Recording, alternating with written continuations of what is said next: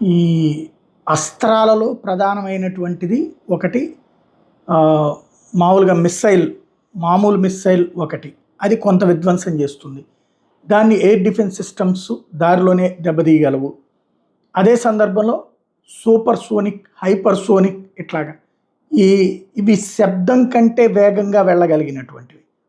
ఇప్పుడు ఇట్లాంటి మిస్సైల్ని ఇజ్రాయెల్ మీదకి పంపించాం అన్నటువంటిది ఇరాన్ ప్రభుత్వం ప్రకటించింది. అదే సందర్భంలో దాన్ని దారిలోనే ధ్వంసం చేశామని ఇజ్రాయెల్ చెప్తోంది. ఏది ఏమైనా యుద్ధం అనేటటువంటిది పతాక స్థాయికి చేరుతుందనే కంటే కూడా యుద్ధ తీవ్రత పెరుగుతుంది. పతాక స్థాయి అంటే ఎండింగ్కి వస్తున్నటువంటి దశ. ఇక్కడ ఎండింగ్కి రావట్లేదు. రోజు పోయే కొద్దీ రకరకాల మిస్సైల్స్ ప్రయోగాలు ఇరాన్ చేస్తూ ఉంది. వాళ్ళ అమ్ముల పొదిలో ఉన్నటువంటి ఒక్కొక్క అస్త్రాన్ని బయటికి తీసి వదులుతోంది. అలాంటి వాటిట్లో ఒక చిన్నపాటి డ్యామేజ్ అయితే జరుగుతుంది. ఇజ్రాయెల్ చిన్నపాటి డ్యామేజ్తో కంట్రోల్ చేసుకొస్తుంది. ఐరన్ డోమ్ కారణంగా పెద్ద డ్యామేజ్ చేయడం అయితే ఇరాన్ వల్ల కావట్లేదు. అదే సందర్భంలో ఇజ్రాయెల్ యుద్ధ విమానాలతో దాడులు చేస్తుంది, అలాగే మిస్సైల్స్తో దాడులు చేస్తుంది.